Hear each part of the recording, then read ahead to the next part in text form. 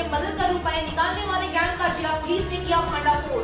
देवघर से 2 अपराधियों को पुलिस ने किया गिरफ्तार। नकद रुपए, कार, मोबाइल व 70 एटीएम कार्ड किए जब्त। शहर बदल बदल कर देते थे घटनाओं को अंजाम। वहीं धाकड़ी व कपाली से चोरी की बाइक के साथ 2 गिरफ्तार। 3 बाइकें जब्त। स्कूटी व बाइक के पार्ट्स पुर्जे बरामद। खमरिया में नशे में धुत दामाद के धक्के से ससुर गिरा। अस्पताल लाए जाने के दौरान रास्ते में मौत। पत्थर से सिर में लगी थी चोट। मामले की सत्यता की जांच में जुटी पुलिस। रिक्शा चलाकर अपना व परिवार का करता था जीविकोपार्जन। मृतक की बेटी ने लगाया उपरोक्त आरोप। जेएनएसी ने सांची रामलीला मैदान में चलाया एनक्रोचमेंट ड्राइव। मैदान में मवेशी बांधकर चलाया जा रहा था खटाल। आसपास के लोग हो रहे थे परेशान। मवेशियों की वजह से हो रहा रोड जाम। खड़ी होती है विधि व्यवस्था की समस्या। जेएनएसी ने कहा पशुओं को खुला ना छोड़े लोग। चलिए बात करते हैं एटीएम कार्ड बदलकर लाखों रुपए की ठगी करने वाले शातिर गैंग की। पुलिस ने एटीएम कार्ड बदलकर अवैध निकासी करने वाले एक अंतरराज्यीय गैंग के 2 सदस्यों को गिरफ्तार करने में सफलता पाई है। गिरफ्तार किए गए दोनों साइबर अपराधी कर्मी बिहार के गया जिले के रहने वाले हैं, लेकिन उनकी गिरफ्तारी देवघर जिला से की गई है। गिरफ्तार साइबर अपराधियों में बिहार के गया जिला सिविल लाइन का रहने वाला सुधाकर कुमार और दूसरा परैया थाना क्षेत्र निवासी पवन कुमार शामिल है। पुलिस ने इनकी निशानदेही में अलग अलग बैंकों के 70 एटीएम कार्ड, ठगी के रुपयों से खरीदी गई एक कार, एक फोन और 9,500 रुपए नगद के अलावा अन्य सामान बरामद किए हैं। जानकारी देते हुए एसएसपी प्रभात कुमार ने बताया कि बीते दिनों शहर में एटीएम कार्ड बदलकर अवैध निकासी के मामले सामने आ रहे थे। इस मामले को गंभीरता से लेते हुए डीएसपी सीसीआर अनिमेश गुप्ता और डीएसपी पटमदा सुमित कुमार के नेतृत्व में टीम का गठन कर छापेमारी की गई। आरोपियों की पहचान करते हुए पुलिस ने दोनों आरोपियों को देवघर से गिरफ्तार किया। पूछताछ में ये जानकारी सामने आई कि ये गैंग कई राज्य के शहरों में घटना को अंजाम दे चुका है।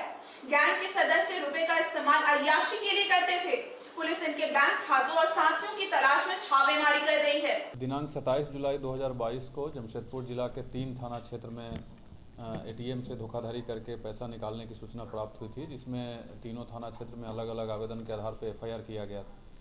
चूँकि ये घटना एक ही दिन हुई थी, इसके लिए एक विशेष अनुसंधान टीम बनाया गया था और अलग अलग थाना क्षेत्र के पुलिस उपाधीक्षक को भी इसमें डायरेक्टली इन्वॉल्व किया गया था। खास करके DSP CCR and DSP Patamda के नेतृत्व में एक टीम बनाई गई थी, जिसमें संबंधित थाना के थाना प्रभारी एवं जो सब इंस्पेक्टर लोग हैं उसमें शामिल थे। क्लोज मॉनिटरिंग सिटी एसपी के द्वारा किया जा रहा था। टीम काफ़ी अच्छे से काम करते हुए इसमें हम लोगों को बहुत महत्वपूर्ण सफलता मिली है। इसमें 2 शातिर अपराधकर्मी जो एटीएम बदल करके या धोखाधड़ी करके पैसे निकालने का काम करते हैं, उनको दबोचा गया है, उनको पकड़ा गया है। उनके पास से कुल 70 एटीएम कार्ड जो अलग अलग बैंक के हैं, अलग अलग नाम से हैं। उसके अलावा जो पैसा निकाला गया था लगभग 2.5 से 3 लाख के आसपास तीनों घटनाओं में निकाला गया था। उससे खर्च किया हुआ बहुत सारा सामान है जो डेली उपयोग किए, जैसे जूता है, टी शर्ट है। कुल 9,500 रुपये बरामद हुए हैं और एक नई गाड़ी भी इन लोगों के द्वारा खरीदा गया था। इस तरीके की धोखाधड़ी करके जो पैसा अर्जित किया गया है, उसी पैसे से एक 4 व्हीलर गाड़ी खरीदी गई थी, उसको भी हम लोगों ने सीज किया है। और इनसे जब पूछताछ किया गया तो ये ना सिर्फ इन तीनों कांडों में अपनी संलिप्तता को स्वीकार किया है, बल्कि इसके अलावा भी इस जिला में भी बहुत सारे पहले भी ऐसी घटना हुई है जिसमें अपनी संलिप्तता को स्वीकार किया है। और इस जिला के बगल वाले जिला में भी आरआईटी थाना क्षेत्र में एक घटना हुई थी जिसमें भी इन्होंने अपनी संलिप्तता स्वीकार किया है।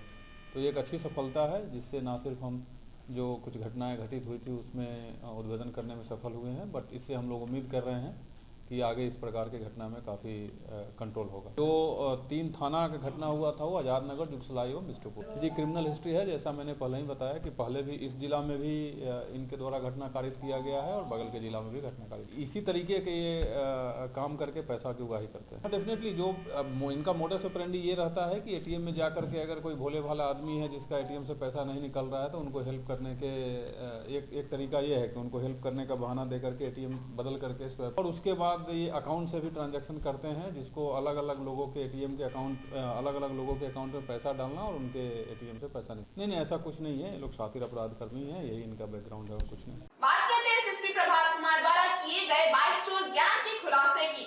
बिष्टुपुर थाना पुलिस की एक टीम ने धाकड़ी व मानगो से सटे कपाली में छापामारी कर चोरी की 3 मोटरसाइकिलों के साथ 2 अपराधियों को गिरफ्तार किया है। गुप्त सूचना के आधार पर की गई इन अपराधियों की गिरफ्तारी को पुलिस की बड़ी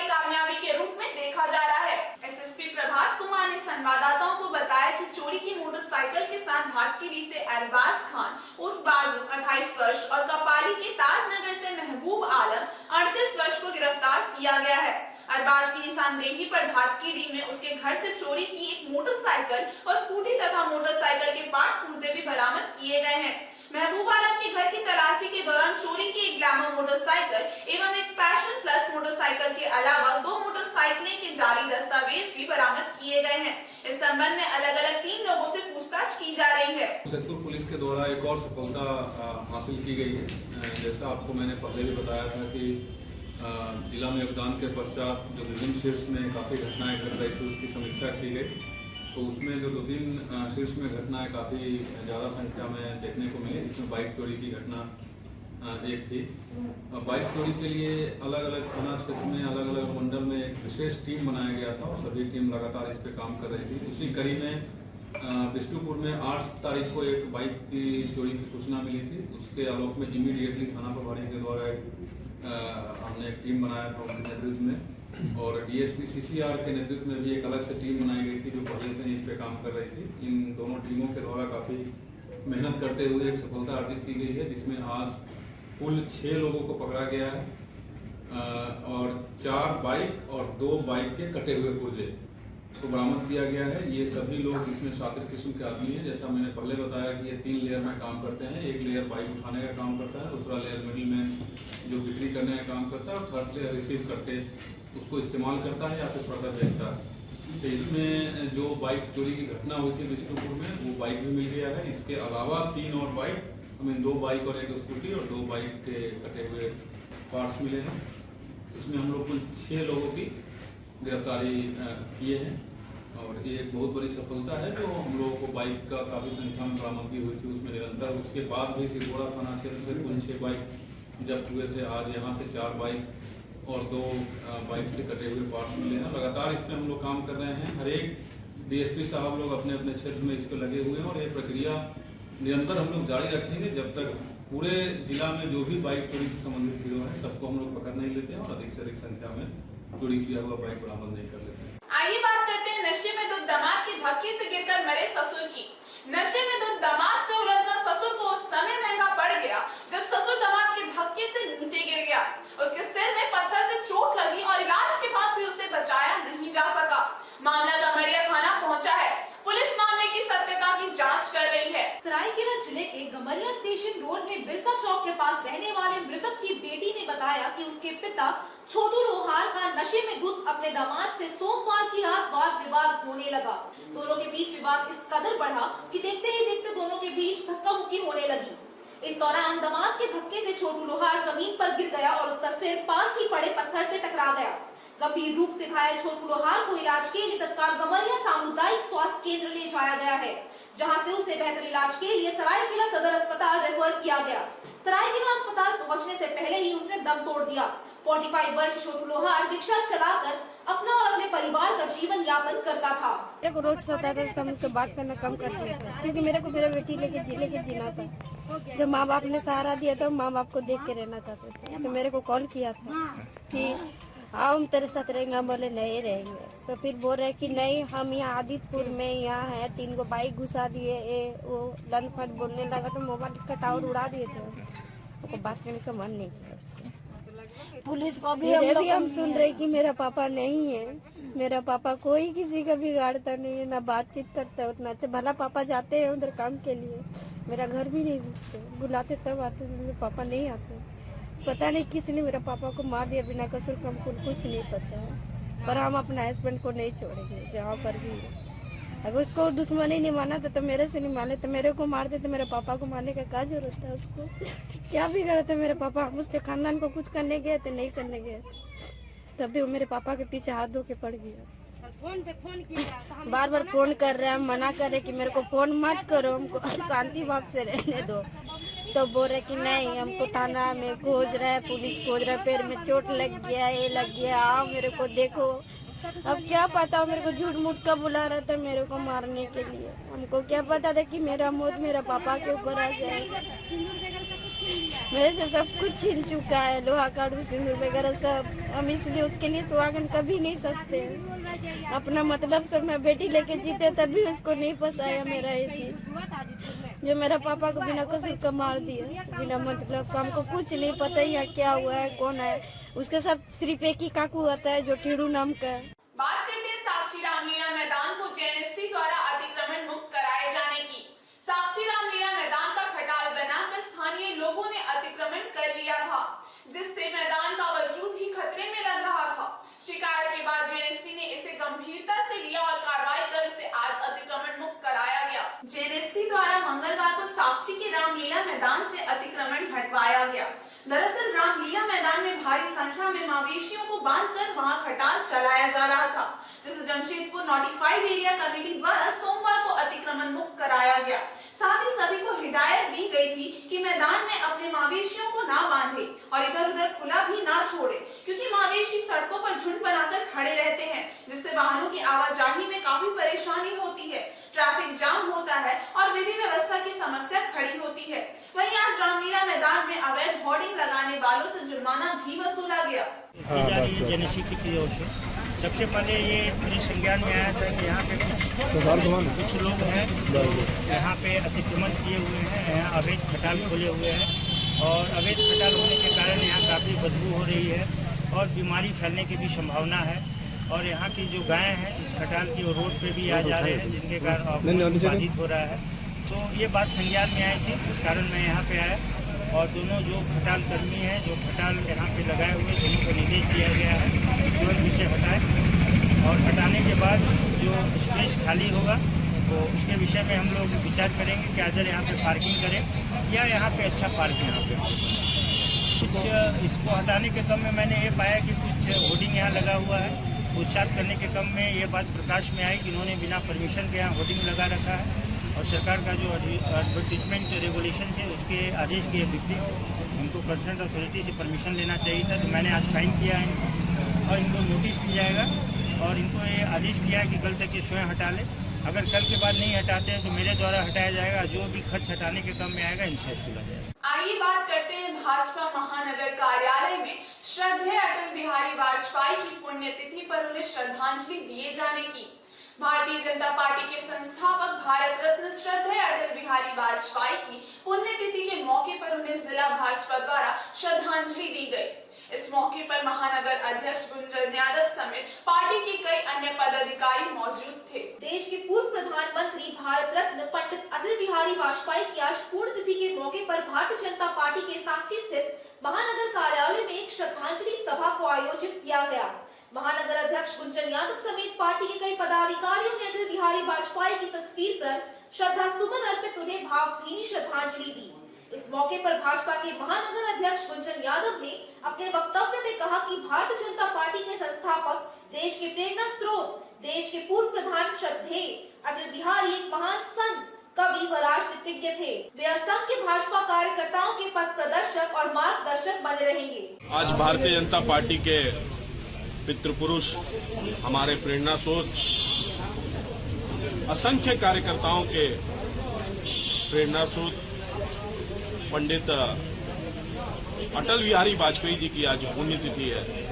हम सभी भारतीय जनता पार्टी के कार्यकर्ता आज भारतीय जनता पार्टी जमशेदपुर महानगर के जिला कार्यालय में उनके पवित्र चित्र पर श्रद्धा सुमन अर्पित करके हम लोगों ने उनको नमन किया है, उन्हें याद किया है और पूरे भारतवर्ष के वो एक मार्गदर्शक के रूप में है, एक संत के रूप में, एक महान कवि अटल बिहारी वाजपेयी जी है, जिनको हम लोग याद कर रहे हैं।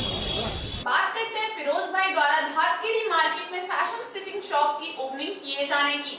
फिरोज भाई के माता पिता द्वारा उनकी फैशन स्टिचिंग शॉप की ओपनिंग धातखेड़ी मार्केट में की गई। पहले उनकी दुकान बस्ती के अंदर थी, इस कारण से दुकान में बिक्री बहुत कम होती थी, इसलिए धातखेड़ी मार्केट में दुकान खोली गई है। धातखेड़ी मेन मार्केट में आज नई फैशन स्टिचिंग शॉप की ओपनिंग की गई। शॉप के ओनर फिरोज भाई द्वारा बताया गया कि शॉप की ओपनिंग उन्होंने अपने माता पिता से करवाई है। ये शॉप सिर्फ और सिर्फ जेंट्स के लिए ही है, जहां जेंट्स के ही कपड़ों की सिलाई की जाएगी। उन्होंने बताया कि पहले उनकी शॉप धातखेड़ी बस्ती के अंदर थी। बस्ती के अंदर शॉप होने के कारण उन्हें ज्यादा मुनाफा नहीं हो पाता था, इसलिए इसे मार्केट एरिया में खोला गया है। मदर फादर ओपनिंग किए, माँ बाप मेरे ओपनिंग किए हैं और ये हमारे धातखेड़ी के अंदर दुकान था, बस्ती के अंदर था, थोड़ा सा एड्रेस की दिक्कत होता था और इसीलिए हम अभी मार्केट में आए हैं और कस्टमर का रिस्पांस अच्छा था मेरा, इसीलिए स्टिचिंग के लिए मेन रोड में आके कस्टमर को ये फ़ायदा पहुंचा रहे हैं कि वहाँ से बेनिफिट यहाँ मिलेगा, अच्छा रिस्पांस, इसके लिए हम आए। नहीं, सिर्फ जेंट्स के लिए फैशन स्टिच। आइए बात करते हैं आजादी के 75वें वर्षगांठ अमृत महोत्सव के मौके पर डीसी, एसएसपी, एसडीओ, टीटीओ द्वारा अपने अपने कार्यालयों के समक्ष राष्ट्र ध्वज फहराए जाने की। स्वाधीनता दिवस के मौके पर जिले के तमाम आला अधिकारियों ने अपने कार्यालय परिसर में झंडोत्तोलन किया, जहां सभी ने तिरंगे को सलामी दी और कर्मचारियों की उपस्थिति में राष्ट्रीय गान गाया गया। जिला के उपायुक्त विजय जादव ने आजादी के 75वें वर्षगांठ, जिसे देश अमृत महोत्सव के रूप में मना रहा है, अपने कार्यालय के समक्ष राष्ट्र ध्वज फहराया और झंडे को सलामी दी। इस मौके पर उन्होंने शहर वासियों को अपने कार्यालय के कर्मचारियों को शुभकामनाएं व बधाई दी। वरीय पुलिस अधीक्षक प्रभात कुमार ने अपने कार्यालय के समक्ष राष्ट्र ध्वज फहराया और तिरंगे को सलामी दी। इस मौके पर पुलिस बल के जवानों ने एसएसपी को गार्ड ऑफ ऑनर पेश किया।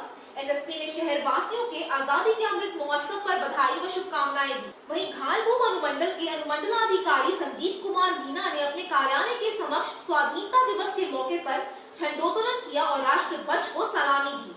उन्होंने जिला वासियों को इस मौके पर शुभकामनाएं दी। वहीं जिला परिवहन पदाधिकारी ने भी अपने कार्यालय परिसर में राष्ट्र ध्वज फहराया और झंडे को सलामी दी। इस दौरान सभी ने आजादी के महानायकों, बलिदानों व वीर सपूतों को याद कर उन्हें नमन किया। चलिए बात करते हैं भाजपा नेता अभय सिंह द्वारा शहर के विभिन्न स्थानों पर झंडोत्तोलन किए जाने की। आजादी के अमृत महोत्सव एवं देश के 75वें स्वतंत्रता दिवस के अवसर पर भाजपा के वरिष्ठ नेता अभय सिंह द्वारा राजकीय आर्य वैदिक मध्य विद्यालय, ठाकुर प्यारा सिंह उच्च विद्यालय, नागरिक सुविधा मंच जमशेदपुर, तेलुगु सेक्टर मार्केट, बाबुल नगर दुर्गा पूजा मैदान, साक्षी बाजार, मानवो दुकानदार संघ में झंडोत्तोलन किया गया। आजादी के अमृत महोत्सव के अवसर पर झंडोत्तोलन के उपरांत अभय सिंह ने कहा कि आज देश में आने वाली पीढ़ियों को ये बताने की आवश्यकता है कि काफी संघर्षों, बलिदानों एवं त्याग के बाद देश को आजादी मिली। आज भारत की एकता, अखंडता, संप्रभुता को पड़ोसी देशों द्वारा खंडित करने का प्रयास हो रहा है, जिसे हमें नेस्तनाबूद करना है और प्रत्येक जवानों को अपने देश के प्रति सच्ची निष्ठा, ईमानदारी एवं कर्तव्य को निभाने की आवश्यकता है। हमें अपने बच्चों को भारत के प्रति निष्ठा, कर्तव्य, दायित्व का बोध कराना होगा, तभी हमारा देश आजादी के साथ निरंतर आगे बढ़ेगा। आज के इस बुलेटिन में बस इतना ही। हम फिर हाजिर होंगे कुछ और नई खबरों के साथ। तब तक के लिए एसएससी न्यूज की पूरी टीम की ओर से मुझे दीजिए इजाजत। नमस्कार।